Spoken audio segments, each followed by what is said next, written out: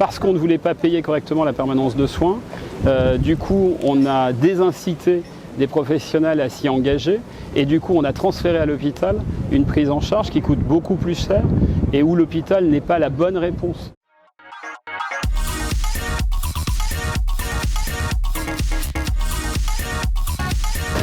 Je dirais peut-être pas de naissance, même si effectivement j'ai été adhérent en tant qu'enfant puis adolescent, mais militant mutualiste depuis l'âge de 20 ans, effectivement, arrivé un petit peu par hasard dans le mutualisme, par la prévention, et puis après l'envie de comprendre comment fonctionnait le système de santé, la protection sociale, ça m'a donné envie de m'engager.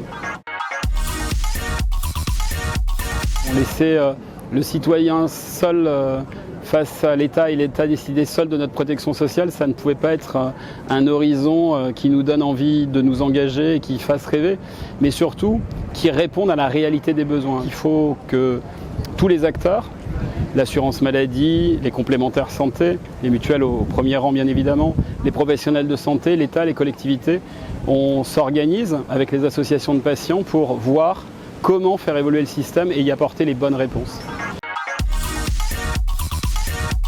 On a peut-être davantage besoin d'équipes de soins traitants qui associent le concours bien évidemment de professions médicales mais aussi paramédicales.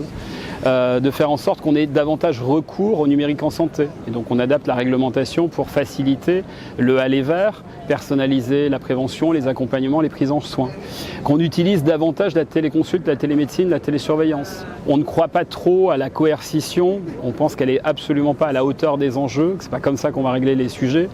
Et on croit beaucoup plus par exemple à une obligation collective de permanence de soins à l'échelle territoriale, où on fait confiance aux professionnels. Si j'en crois les échanges qu'on a avec les professionnels de santé, si on rémunère correctement les gardes, il y a des médecins qui sont prêts à en faire davantage. Et on l'a vu cet été, il y a eu quelques évolutions. La mutualité de toute son histoire s'est toujours battue pour l'émancipation individuelle, collective. Et sur la question de la fin de vie, c'est la même chose en fait, notre grille d'analyse, c'est de dire, à un moment donné, pourquoi est-ce que pour ce moment-là spécifique de la vie, les gens auraient moins de choix, moins de liberté?